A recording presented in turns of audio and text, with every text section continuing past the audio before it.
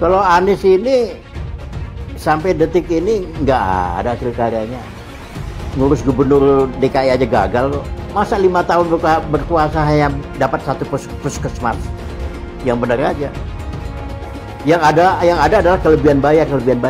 Jadi Anies ini boneka. Nanti kalau jadi juga nih boneka, ya bonekanya orang partai lah, bonekanya cukong-cukong. Nah, hati-hati. Anies itu nggak bisa, maaf ngomong ya, makanya saya nggak pernah singgung-singgung Anies. Ya kita lihat dari DKI aja nggak ada yang berhasil. Makanya orang-orang yang nggak suka Pak Jokowi ini ngumpul ke Anies semua sekarang. Termasuk aliran-aliran yang miring-miring itu. Ikut Anies semua. Cie, Pak Anies di PHPN PDIP. Sedih nggak Pak Anies? Mau nangis? Lepaskan aja Pak Anies. Lepaskan. Aduh, kasihan kali lah jadi Pak Anies ini ya. Kemarin nyalon presiden gagal. Sekarang mau nyalon gubernur, partai politik nggak ada yang mau. Tragis. Aduh. Lagi sedih Pak Anies? Nah, menangislah Pak Anies, nggak apa-apa, lepaskan aja. Karena menangis itu Pak Anies adalah bentuk pelepasan rasa sedih dan sesak yang paling efektif. Nggak apa-apa, tapi jangan di kamar mandi lah, ya kan, malu kalau dilihat orang. Ya, jadi menurutku kita harus banyak belajar dari perjalanan karirnya Pak Anies ya. Kalau lagi berkompetisi, bertanding, jangan puas-puas total kali ngejatuhin lawan, ngehina lawan. Nah, ini sekarang akibatnya kan, nggak ada yang mau sama dia. Dan yang kedua, kita harus bisa belajar menjaga prestis ya, harga diri. Apa maksudnya? Ya, kita sebagai calon ya, jangan melamar lah. Ya kan, tunggulah dilamar ya kan. Contohnya Pak Anies datang ke PDIP pakai baju merah, pede, percaya diri kali. Padahal lihat sekarang, yang diusung, yang didukung, yang daftar di KPU ternyata bukan Pak Anies. Malu kan? Dia lebih bagus kalem-kalem, santai, nggak usah membuat riak-riak, ribut-ribut seperti Pak Kang Ridwan Kamil. Diam-diam, Pak Suswono diam. Jadi calon, gitu ya kan? Jangan deklarasi di awal banyak seperti partai yang dukung, padahal sekarang satu pun tak ada. Aduh. Sekali lagi selamat kepada Pak Pramono Anung dan Pak Rano Karno. Selamat bertanding dan berkompetisi di Pilkada Jakarta. Untuk Pak Anies, selamat juga, selamat mencoba lagi di 2049 atau 2059. Kok Satgasnya itu memang ini mau dukung Pak Anies itu Bu? Oh gitu. Aku bilang enak aja ya. Ngapain gue suruh dukung Pak Anies? Dia bener nih kalau mau sama PDI. Kalau mau PDI jangan kayak gitu dong ya. Dia tinggal mau nggak nurut ya. Ledam. Dulu beri poin 11 saat Pilpres, kini Anies mengaku terhormat jika didukung Prabowo di Pilgub Jakarta.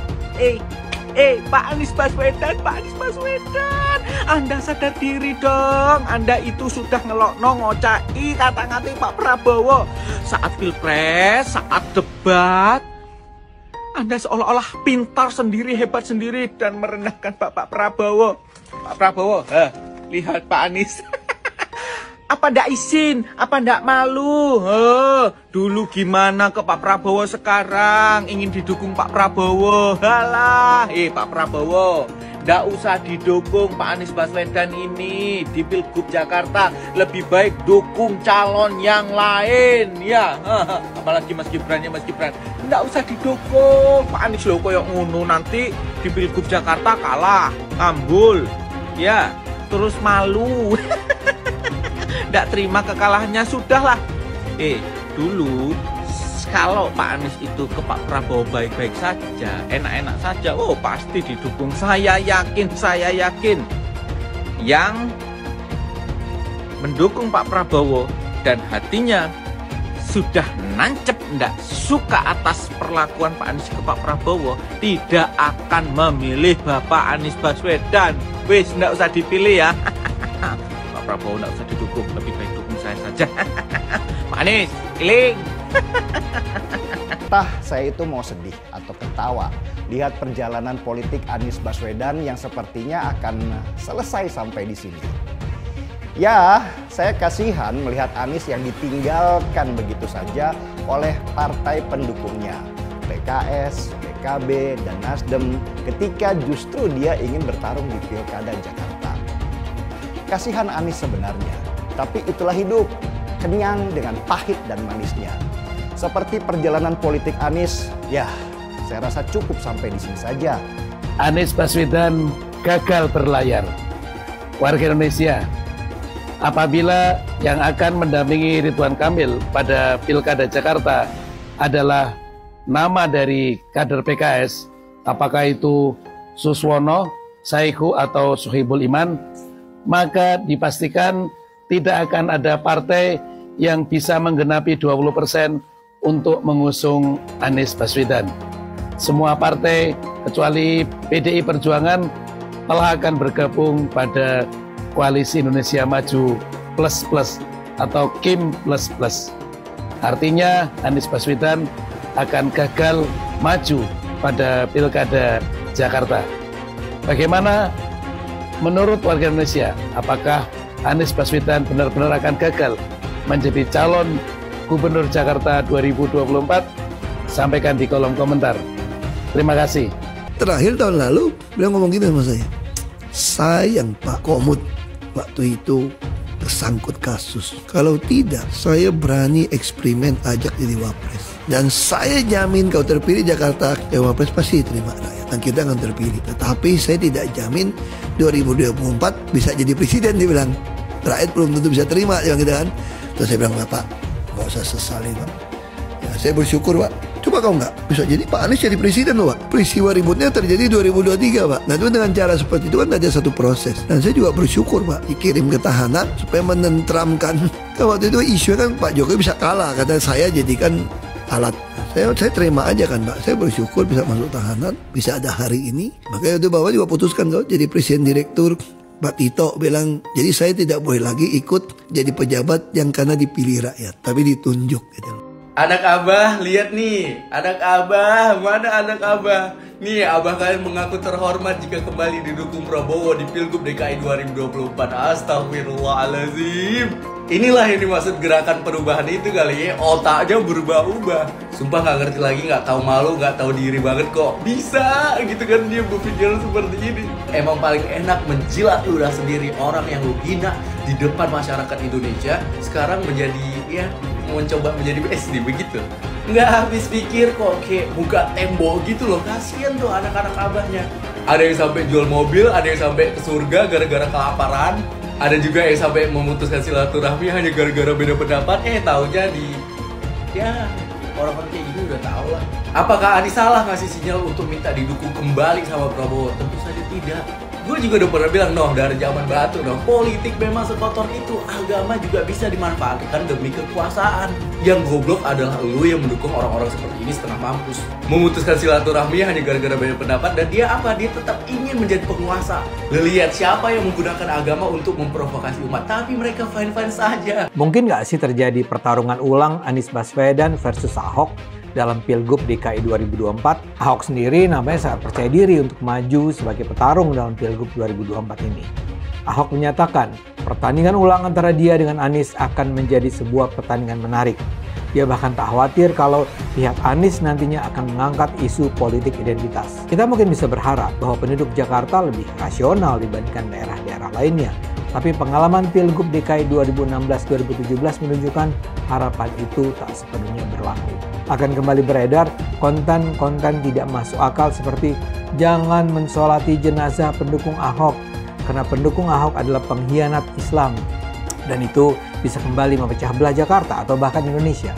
Hari demi hari nanti kita bukan saja akan menyaksikan serangan terhadap Ahok, tapi juga serangan terhadap Kristen dan juga serangan terhadap kaum Tionghoa. Kita kalau mau menyelesaikan masalah bangsa ini yang keberagaman ini bukan diem kabur gitu loh. Ya udah kita mesti tes. Justru sekarang yang terjadi kalau bisa kita mesti lihat dong. Justru kalau bisa rematch sama Pak Anies lebih menarik. Wow. Supaya mengukur sampai di mana bangsa ini setelah naik levelnya untuk menuju Bhinneka Tunggal Ika gitu loh. Jadi Pak Ahok mau rematch lagi dengan Pak Anies? Bukan. Maksud saya itu kalau Anda mengatakan bahwa ini akan takut ribut gitu loh. Kalau takut ribut ya paling cocok ya rematch dong untuk mengukur supaya apel dengan buah apel bandingnya gitu. Cuman mau udah pede? Bukan soal pede nggak pede, kalau kita pengen demi untuk bangsa ini menilai, kalau bisa ikut menarik menurut saya untuk mengukur kan apakah terjadi lagi demo yang besar atau terjadi lagi pasang tulisan di mana-mana, kan kita itu menarik gitu loh untuk mengukur. Dari 100 tahun merdeka masih persoalan ini diumpetin gitu. Bener kan? Kata gue juga apa? Suatu saat pasti akan ada butuhnya lagi. Kemarin sok-sokan ngerendahin Bapak Prabowo dengan menilai 11/100. Kemarin juga bilang bahwa Prabowo itu tidak tahan menjadi oposisi. Sekarang apa? Sekarang minta dukungan. Anies Baswedan menyatakan siap bertemu dengan Prabowo Subianto jelang Pilkada Jakarta 2024. Menurut Anies Baswedan, pertemuan dengan Prabowo Subianto ini guna membangun komunikasi politik jelang Pilkada Jakarta 2024. Kalau saya saran aja ya Bapak Prabowo, jangan dikasih hati lagi. Karena yang satu ini beda, seperti kacang lupa kulitnya. Tidak ada rasa terima kasihnya Pak. Ya, jangan dikasih hati lagi. Kok Ahok membuat Ahok merasa kalau sekarang dikasih jabatan gubernur sudah lebih siap. Kenapa waktu itu bilang saya sudah lebih siap jadi gubernur? Anda pernah nggak kuliah S3 di Makobrimob? Ini jebolan Makobrimob, bos. Itu kok aku serius nanya, jebolan Makobrimob itu menurut Ahok menaikkan harga, bukan justru menurunkan. Saya nggak bicara harga. Kalau harga sebenarnya kekuasaan Tuhan kasih orang miliki. Yang saya maksud, Anda di dalam itu belajar menguasai diri. Karena yang paling penting pun, penguasaan diri itu melebihi orang yang menaklukkan kota. Jadi kalau kamu jadi jenderal yang hebat, bisa menaklukkan satu kota, itu kalah dengan orang yang bisa menguasai diri. Nah, itu kelemahan saya kasih contoh kan. Kalau dulu dia bilang ini bukan teh air putih, gue ajak lu ribut. Berjam-jam tuh, ngabisin waktu gitu. Kalau sekarang saya cuma sekian. Karena di dalam tuh saya belajar. Dan kemudian? Nah, itu jadi satu, saya bilang kan. Saya jadi belajar banyak di dalam. Banyak orang tanya, kalau dunia bisa diputar balik, kamu mau nggak kalau bisa menghindari? Kan biasa film-film kan gitu kan. Waktu gitu kan, putar, lalu kita supaya menghindari itu. Anda bisa jadi gubernur, tapi Anda juga tidak masuk ke tahanan. Itu yang saya maksud, saya bilang, saya pilih tetap sama. Kenapa? Karena saya akan jauh lebih siap jadi apapun ketika saya bisa menguasai diri saya. Dan apakah memang... Itu yang saya maksudnya. Dan ketika mengatakan itu berarti siap, kalau kita bicara konteks politik hari-hari ini, yang di depan mata kan pilkada serentak, termasuk juga kesiapan untuk maju ke salah satu pilkada, apakah Jakarta atau apapun. Saya masih tetap politisi. Sebagai kader politik di tugas manapun bisa. Tapi sebagai teman Ibu Mega saya mesti bilang dong, saya nggak mau itu. Kalau saya berharap sih memang Mas Anies biar gak ikut lah. Ribet itu kalau ada Mas Anies. Nanti kalau kalah teriak-teriak curang ya. Kemudian nanti kalau kalah itu demo berjilid-jilid. Dan jika kalah nanti kemudian menyalahkan KPU, menyalahkan DKPP, menyalahkan Bawaslu, ya, menyalahkan Pak Jokowi, menyalahkan Pak Prabowo, dan ujung-ujungnya demo berjilid-jilid begitu ya. Kita punya rekam jejak Mas Anies di Jakarta itu kelihatan yang penting beda dengan pemerintah pusat. Ketika Mas Anies Baswedan menjadi gubernur DKJ 5 tahun mulai tahun 2017 sampai 2022. Itu menunjukkan Mas Anies itu kelihatan balik loh. Yang penting itu beda pendapat dengan pemerintah pusat, dan ini tidak menguntungkan Indonesia, terutama adalah Jakarta. Apalagi kita punya pengalaman di tahun 2017 ketika Mas Anies menggunakan diksi rasis ya, yang mengatakan kemenangan Mas Anies di Jakarta adalah kemenangan pribumi. Dan pernyataan itu ya tentu ditujukan kepada Mas Ahok yang karena ini tidak menguntungkan bangsa dan negara. Siapapun calon presiden, calon wakil presiden, calon gubernur, wakil gubernur, meskipun latar belakangnya memang bukan dari pribumi, jikalau mereka sudah warga negara Indonesia maka kita anggap sebagai anak bangsa. Tetapi pernyataan Mas Anies yang kemudian mengatakan bahwa kemenangan Mas Anies di DKJ adalah kemenangan pribumi, ini seolah-olah Mas Anies mengatakan bahwa Mas Anies pribumi, kemudian Mas Ahok bukan pribumi. Saya dari Sampang Madura, demi Allah, saya tumpas itu semua. Seandainya bukan bulan puasa, polisi, saksikan saya orang Madura. Andai bukan bulan puasa, saya sembelih semuanya itu. Paham Madura? Saya bukannya tidak tahu negara ini. Saya paham karena saya rakyat kecil. Di Madura cuma sampah karena saya bertekad berjuang teguh untuk memenangkan Anies Rashid Baswedan tanpa sopan. Dan saya kesini ngongkos sendiri, saudara. Perjalanan 1 malam, 1 hari 1 malam. Ngongkos sendiri, beda dengan yang di sana. Indonesia tanpa Jokowi! Indonesia tanpa Jokowi! Indonesia tanpa Jokowi! Mengapa saya katakan demikian? Seorang Bapak Rias Rasyid, pengamat politik yang santun dan cerdas, sampai mengatakan untuk mendapatkan seorang dengan kepribadian yang tidak tahu malu sedemikian rupa dibutuhkan lebih dari 100 tahun. Bayangkan, dan Indonesia memilikinya. Sifat-sifat Fir'aun itu ada dalam dirinya, yaitu memecah belah dan mempertahankan kekuasaan dengan segala cara. Oleh karena itu, Bapak-bapak dan Ibu sekalian, saya ingin Anda semua kembali kuatkan tekad kita bahwa perjuangan ini harus mencapai tujuannya dan konstitusional. Oke? Saya diberi nilai 11 dari 100. Itu nilai luar biasa. Pertama kali dalam hidup saya terima nilai itu.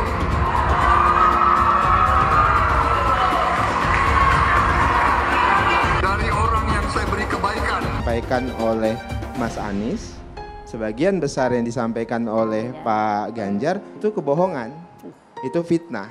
Saya lanjut ke Pak Anies, dan ini paling banyak bohongnya. Paling banyak bohongnya. Ini bengis sekali nih pernyataan, bengis dan jahat. Hanya untuk tujuan menjatuhkan Pak Prabowo, kemudian menggunakan data palsu dan bohong. Dan publik itu sudah mendengarkan pernyataan bohong itu. Dan sebagian publik itu sudah mengkonsumsi pernyataan bohong itu. Dan itu berbahaya. Itu pernyataan bohong yang luar biasa. Terkait dengan pertahanan, berapa skor yang Bapak berikan atas kinerja Kementerian Pertahanan yang dipimpin oleh Bapak Prabowo? Silakan Pak Ganjar. 5 juga. Skornya justru di bawah 5, Mas Ganjar. Kalau 5 itu ketinggian, Pak Ganjar. Terima kasih, Pak Ganjar. Anies gak usah takut. Disebut aja angkanya berapa gitu loh. Kayak saya gitu loh. Jangan di bawah 5, sebut aja berapa. 11, Mas. Dari 100. Mensyukuri kenapa kalah, kenapa ditahan. Saya bersyukur atas itu semua. Saya coba bayangkan ya, kalau seandainya waktu itu kita menang gitu ya, hari ini belum tentu kita bisa nikmati seperti ini. Kita bersyukur 5 tahun Tuhan izinkan kasih ke orang yang pintar ngomong untuk kerja. Coba kalau kita bayangkan gitu ya, kalau kemarin saya masih jadi gubernur, ini saya udah turun ini. Tapi yang pintar ngomong itu dikira orang hebat kan? Ini lebih berbahaya tahun 2024, langsung ketahuan karakternya. Langsung ketahuan itu. Saya juga ada kutipan Pak di kamar saya Pak.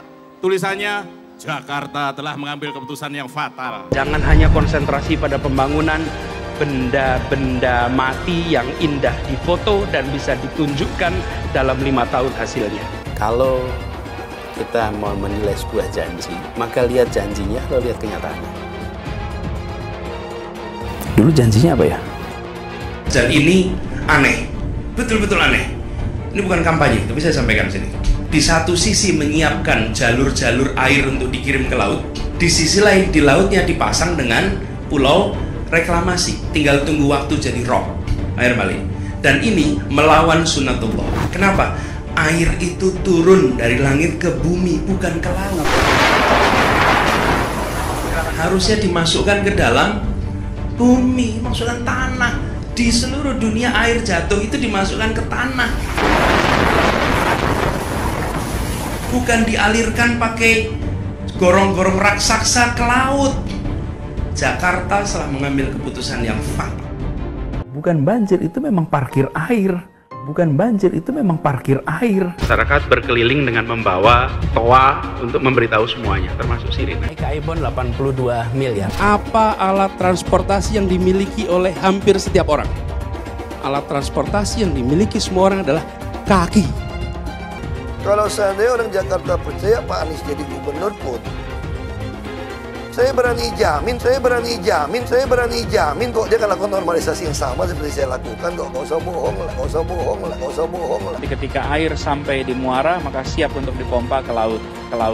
Hai teman-teman, tahun ini adalah tahun yang bagus untuk trading di market kripto, terutama Bitcoin dan kripto lainnya. Teman-teman bisa gunakan kesempatan ini untuk mencari cuan dengan trading di market kripto. Untuk trading, teman-teman cukup registrasi dengan menggunakan link di kolom deskripsi, lalu deposit, tentukan apa yang ingin kalian tradingkan, lalu tekan tombol buy. Sesimpel itu. Untuk minimal deposit, cuman Rp400.000 saja. Kita tidak dikenakan fee sama sekali. Saat ini lagi ada promo spesial. Welcome bonus buat kamu yang register dan deposit. Teman-teman akan dapatkan 100% dari jumlah deposit pertama. Contohnya teman-teman deposit 1 juta, maka akan menjadi 2 juta. Karena welcome bonus 100% dari jumlah depositnya. Jika ada pertanyaan, teman-teman bisa hubungi WhatsApp di kolom deskripsi. Saya juga mau mengajak teman-teman untuk bergabung di komunitas trading yang ada di kolom deskripsi. Di sana saya akan memberikan sinyal trading yang bisa teman-teman ikuti.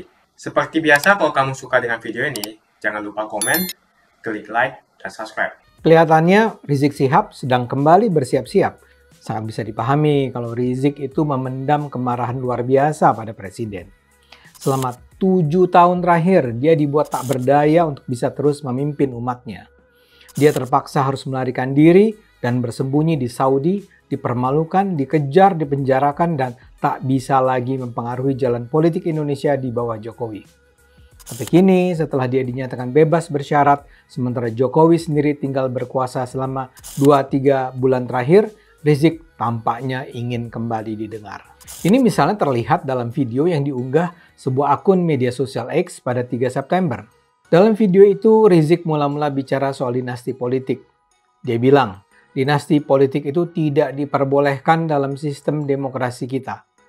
Karena itu, kata Rizik, dia sedih sekali ketika ada ketua umum partai terpilih tahu-tahu menobatkan presiden jadi Raja Jawa.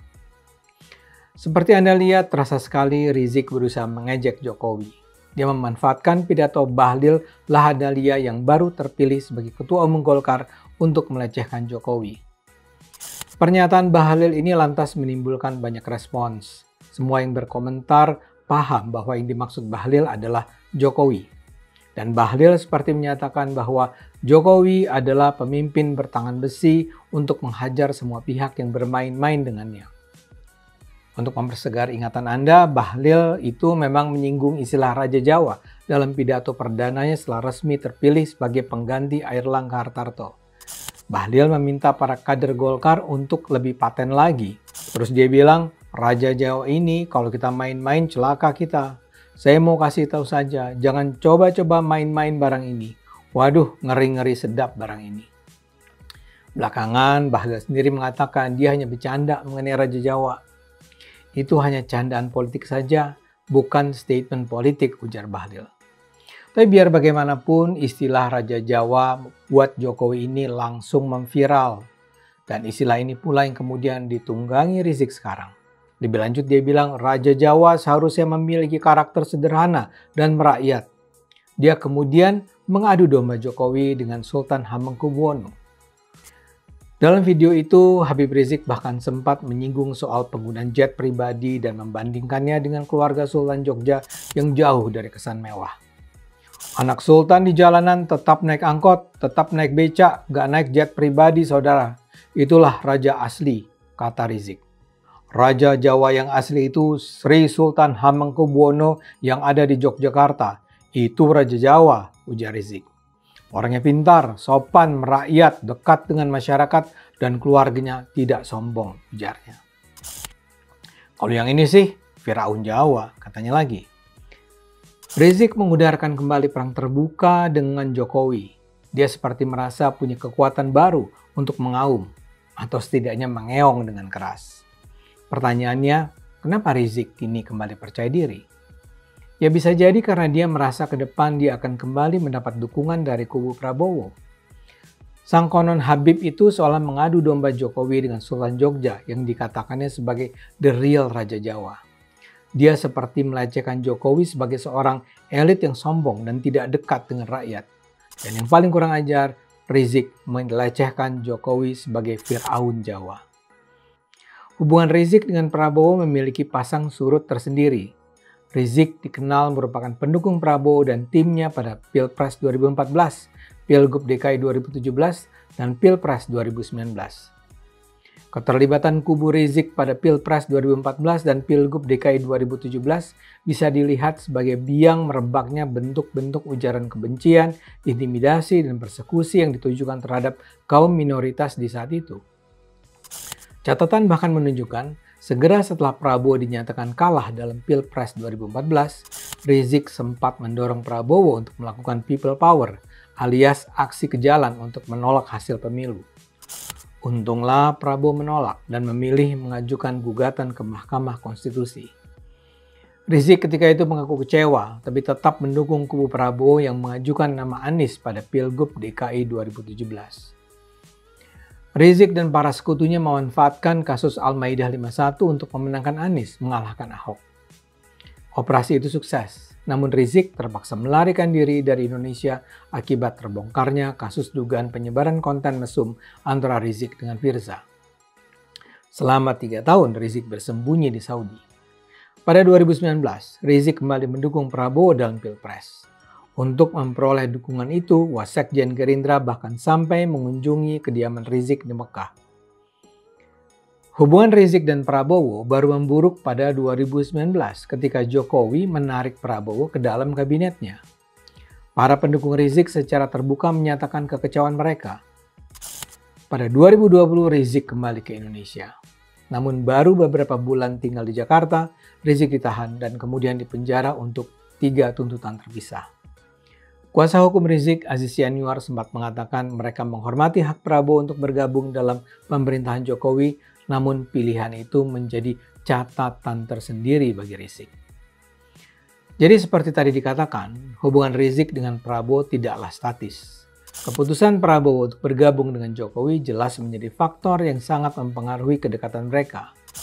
Sejak Prabowo menjadi dekat dengan Jokowi, seolah itu menjadi langkah penentu yang mengakhiri hubungan Prabowo dan Rizik. Sejak saat itu suaranya hampir tidak pernah terdengar. Total masa penjara yang harus dijalaninya sejak 12 Desember 2020 adalah sekitar 4 tahun 8 bulan.